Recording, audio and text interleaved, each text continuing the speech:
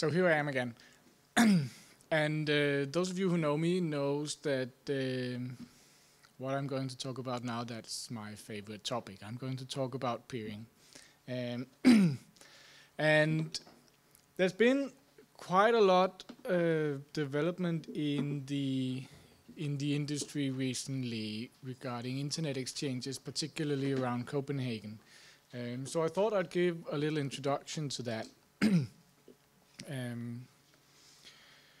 So we used to just have the DIGs. Now there are multiple internet exchanges. So getting an overview. But first, a little bit about me. I've been in the internet industry for some time. Some would say I'm old. All of these logos and companies, but mainly I've always been interested in what is actually keeping the internet together and how is it that I can send a packet from this Wi-Fi network, just some random network in Copenhagen, and it can reach some random network in Brazil or wherever. And that is the beauty of peering. And duct tape.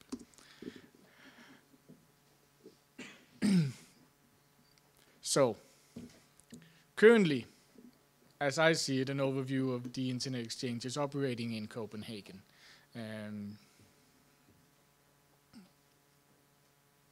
So we're done. No, getting into a bit more detail around that. Of course, there is the Danish Internet Exchange, and when we go international and say, well, we have the DIGs, everyone starts laughing. I don't know why. But it's established in some in a century that has been located at the university, the Technical University of Denmark, operated by, I don't know what they call themselves these days. Not sure they do. But Jan will come and talk to us about that after the break. But at least it's still a government-owned entity. But truth be told, it was the only relevant internet exchange in Denmark for 20 years. It was the de facto place to go and get peering throughout the late 90s and up until 2014 at least. The problem with this was that after somewhere around 2005 and so, the community matured, and there was really a need for building this community around the internet exchange. That, I'm sorry to say, has never happened around the DIGs. So around 2008 to 2012 or so, I'm a bit weary about the actual years, but there was some community push towards the DIGs to make it to do some more business development on there, and or at least put it into a separate entity. None of that ever happened. So a bit here and there was Copics, there was some other not too successful initiatives, but in 2014 our good friends at DKNOG8 came and established the DKNOG8 Internet Exchange in Copenhagen, or rather extended the already existing exchange in Malmö across the bridge. Excellent idea. And actually set up a few sites in Copenhagen, and here they are today. And ever since then, and even before then, DKNOG8 has been very much active in the Danish community, supporting not only DKNOG8, but actually trying to build this internet exchange to where it is today, where I would argue this is the internet exchange to go to in Copenhagen. today. Recently, I don't know, maybe it's a bit of a gold rush. Recently we've seen NLIX, and I'm really sorry about this, but I'm comparing apples to pears here. It's not really the same thing, but this is an internet exchange. They are available in Copenhagen. You can go and talk to them here.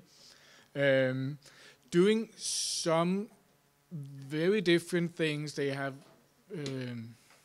a pan-European distributed fabric rather than a local fabric, which you may or may not actually want. So not the same thing, but they are here as well and should be considered for your peering needs. And then very, very recently, we have Stockholm IX coming in to create, I don't know what they would like to call it, Stockholm IX Copenhagen. But at least Stockholm IX has the relevance of being the more low-cost local peering alternative, and I think Rasmus should be here today as well, but there you are. Yes, so all of these people are here. You can go talk to them. But if you really want to figure out what do you want to do with your peering, where to go. So I'd assemble a bit of an overview. This is centered around an eyeball network. If you have eyeball customers wanting to connect to some content on the internet, first of all, you actually don't do peering, you do caching. Where is my traffic coming from? If you're not an eyeball network, then consider, where is my traffic actually coming from? If you are an eyeball network, I'm going to tell you. It's coming from Netflix, it's coming from Google, it's coming from Akamai if you have specifically Danish customers. You have Denmark's broadcasting through Akamai. That's really popular in Denmark and in other countries. Akamai has similar customers, and it's coming from Facebook. So first of all, you contact these. This will cover about 70% of your traffic. So do you even need peering, or do you just need caching? Do you even need an internet connection, or do you just need caches from whoever? That's an open question. If you're not big enough, and you might not be, then you go and see, where can I get this content if these people are not going to readily throw hardware with tons of storage at you. Then, of course, you go and check PeeringDB. I hope, does everyone here know PeeringDB? Know what it is? Let me have a show of hands. Who knows about PeeringDB? Yes, thank you. I'm not going to dive into that. You should know, and we have Arnold coming, I think, tomorrow with a lightning talk and an update on PeeringDB. So, first of all, you need to get your caches. Then you need to go and get peering. In PeeringDB, you will see where you can get the content or the networks that you need to connect to. Some of them are available locally in Copenhagen, some of them are not. Some of them you need some transport to Stockholm, to Amsterdam.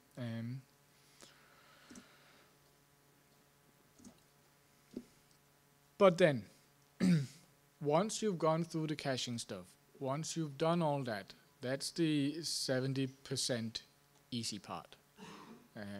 Then you go, well, I'd still like to do this peering stuff.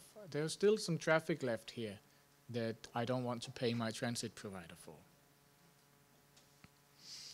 Then you want to go peering. And first, the easy part is peering locally. So you look at Denmark, not too many options other than Copenhagen to actually go peering. Then you look at location, which data centers are you already in, and which of those data centers have internet exchanges in them, so on and so on. Then maybe even you look at the price. As I said, there is a difference in price. There is also a difference in which content providers you can peer with, or if you have content with which access providers you can peer with in any of these exchanges. That you will also check, but that's the third point, the community. Who do you want to peer with? Go to PeeringDB, or even better, go to the Internet Exchange's website. They will have a members list, and they will tell you there who's available. If you're peering with content providers will usually want to offload their content as readily as possible, so that's usually not a problem. If you have content peering with access providers, that's usually different. Not all access providers have an open peering policy like the content providers do. But that's a whole other issue. So first off, your data centers.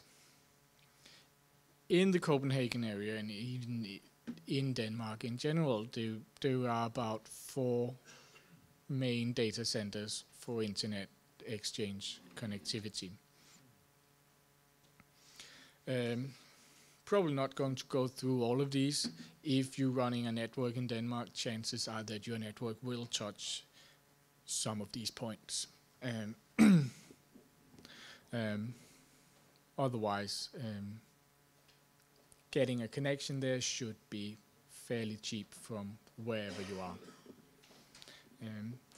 Then consider which internet exchanges that I just listed are in this facility, and then go and have a look. Who do I want to peer with? And there are some prices. So obviously there is a huge price difference from one to another. There is, as I said, this is comparing apples to pears, so you can't compare prices one to one, but price is certainly a factor. And I want to note to you, this is an actual URL, peering.exposed, work done by Job Snyders. Excellent place to get a very, very quick overview of pretty much any exchange in the world. What are the price differences?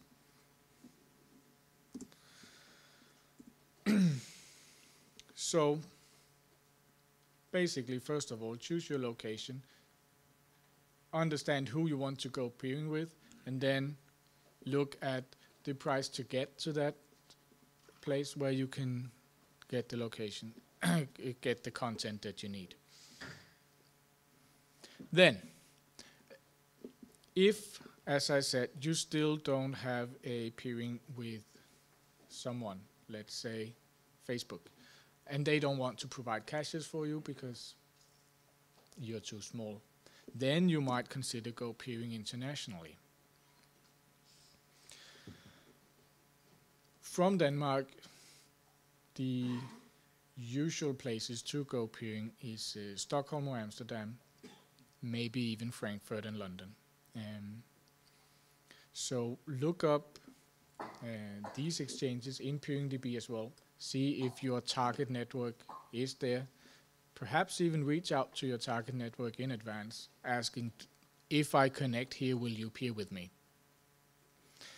And then I recommend you look for partnership programs. All of these exchanges have partnership programs, so-called remote peering.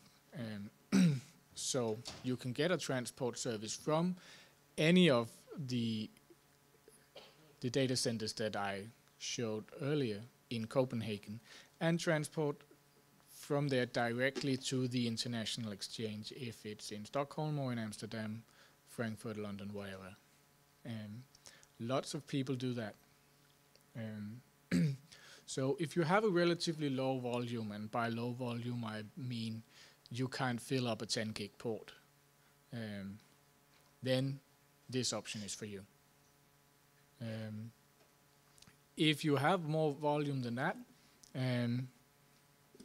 you can go establish a pub, get the co-location. But if you do have more volume than that, then I expect you already know this.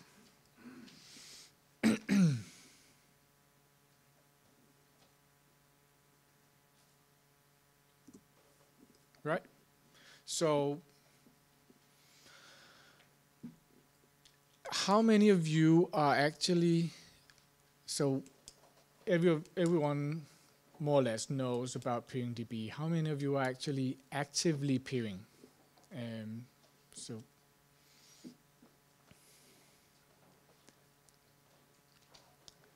So I see we still have a lot of people in the room not doing any peering today, and I'd really like to understand why.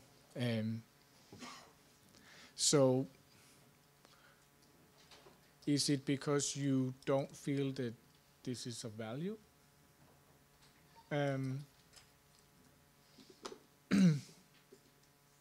I'd like to understand. So if no one wants to stand up and just give a comment, then please at least come to me during the break. Nobody wants to comment? You're peering, Jan. Yeah, I have a few comments. Thank you. Yeah, hi, I'm Jan from Stofa. I think there's several reasons why people are not peering. First of all, if you're getting into this business, there's a lot of great books out there where you can learn about MPLS, VPNs, layer 2 stuff, data center stuff, all that kind of stuff.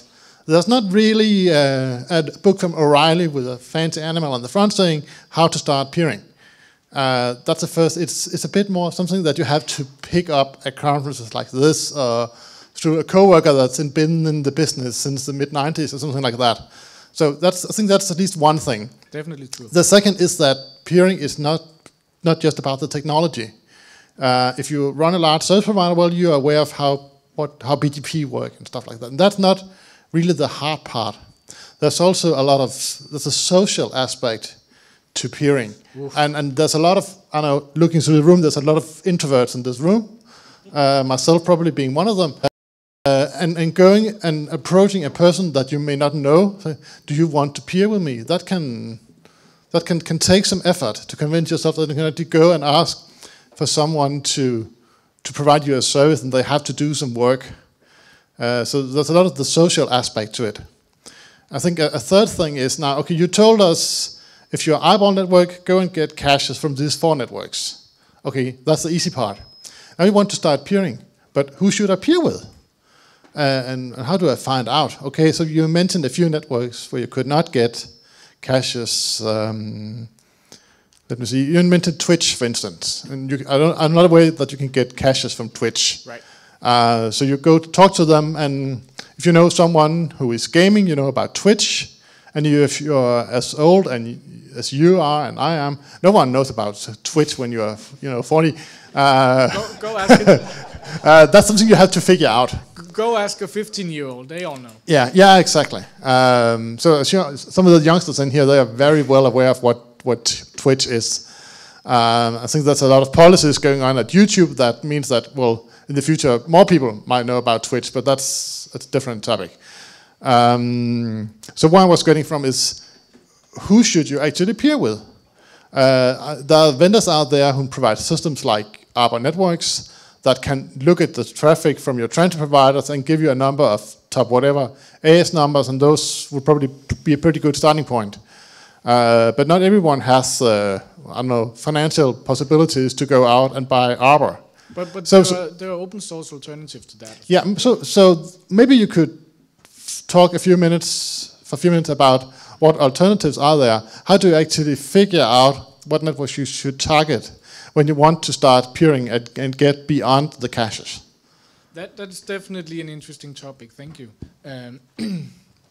I think that's an open question for this room. Does anyone want to talk about their experience in setting up their traffic analysis and where traffic is going? I'm looking for Mikkel Hugge.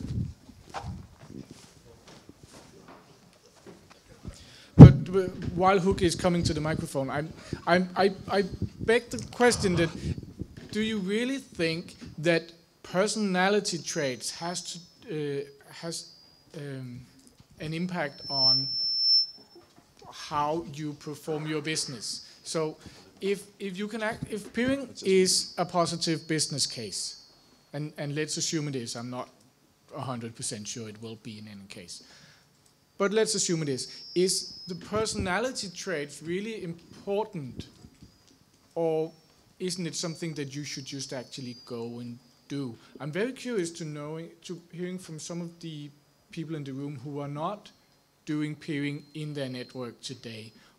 Is this something that you've actively selected not to do? Is that an actual choice, or have you just not thought about it? But yes, Hugo, you had a comment on how to do traffic analysis. Who do you want to go peer with? Hey, Hugo, Nordnet Sunet.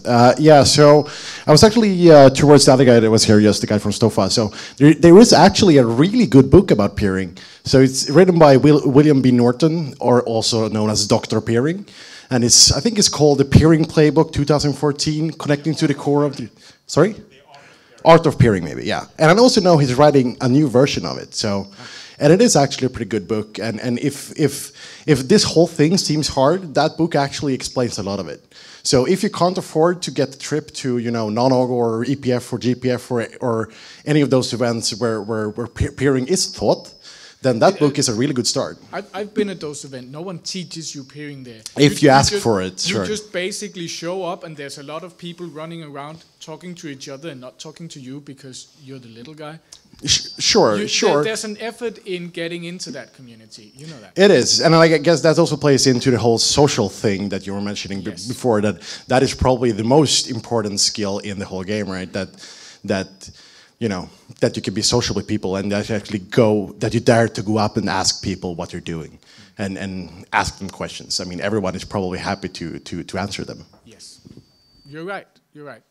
Getting into that, but that book is an excellent.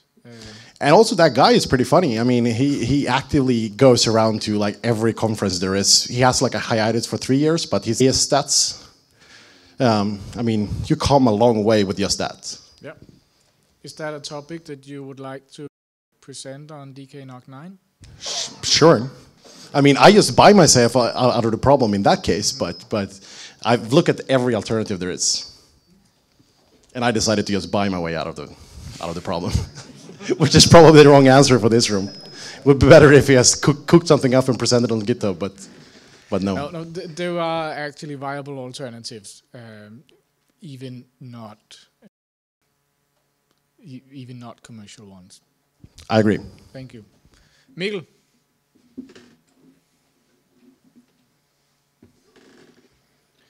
Do you want to do that presentation for DKNOG8?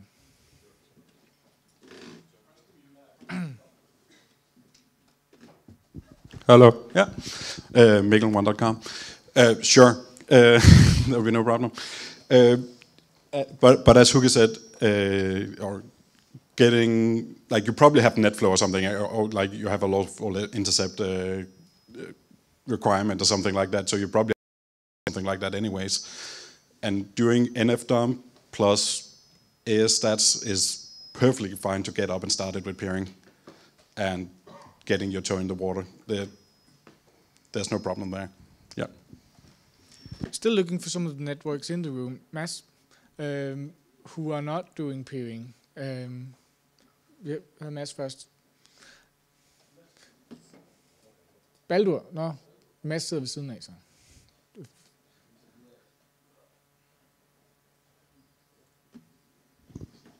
Hello. Yes. Okay. I'm Baldur from Gigabit, and are you doing peering? Hold the microphone level.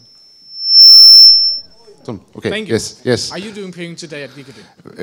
Yeah, a limited peering on Analytics. Based on the route server, we took the 4 big ones that you were talking about, and that's also what I want to talk about, because these are the only guys that are worth it for us, because they have all the traffic, and when we got Google and Netflix, Akamai, these guys, we got like 90% of the traffic that we are actually able to peer ourselves.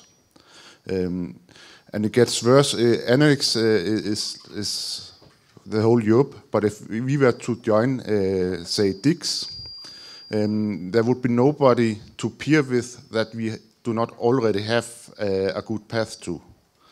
A good path meaning on your transit provider? Yeah, so if you're small, you're starting out, and you are big enough to get a 10 gig transit.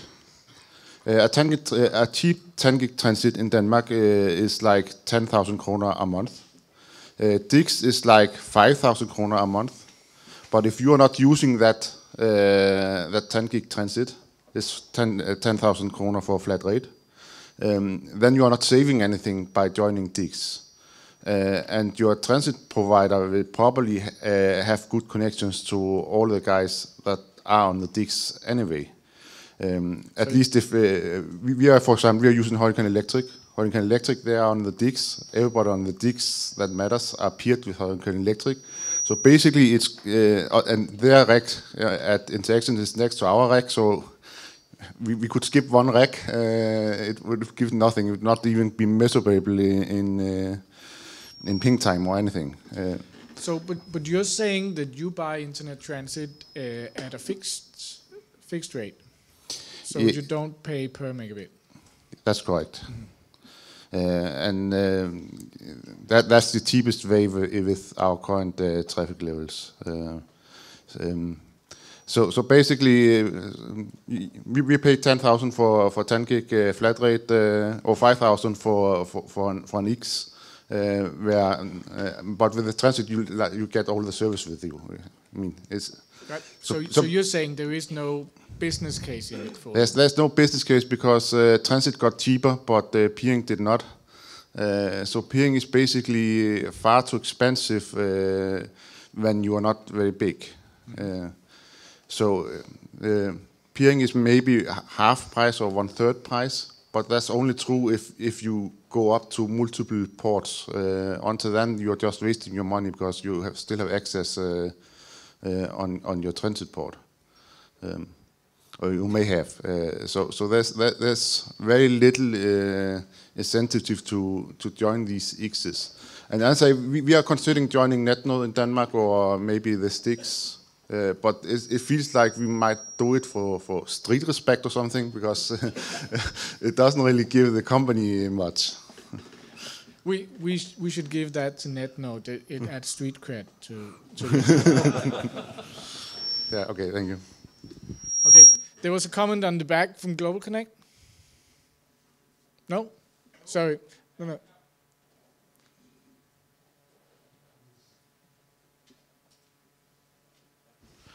Well, Baldur stole my point about the effort you have to put into it. So size matters. If you are a very small network, then you simply you don't save enough. It's not worth the effort of going the peering route instead of just pushing everything to the transit. So do you have flat rate transit as well?